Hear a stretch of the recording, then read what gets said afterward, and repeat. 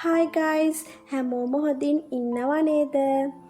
අද මම ඔයාලට කියලා දෙන්න යන්නේ රන්වන් පැහැති දීප්තිමත් සමක් ලබා ගන්නේ කොහොමද කියලා.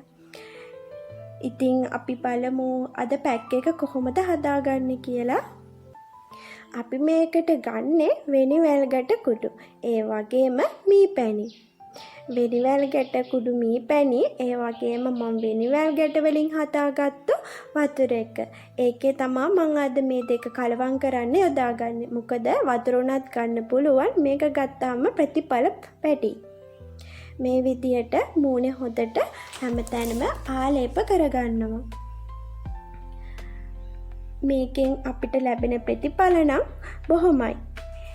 අපිට රත්තරන් පාට සමක් ලබා ගන්න පුළුවන්. ඒ වගේම කුණු දූවිලි ඉවත් වෙනවා. මේක ස්ක්‍රබ් එකක් විදියටත් අපිට පාවිච්චි කරන්න පුළුවන්. ඒ වගේම කුරුලෑ ඉවත් වෙනවා.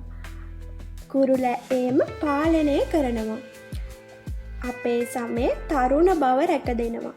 මේ වගේ ගොඩක් බෙනිෆිට් මේකෙන් අපිට ගන්න පුළුවන්.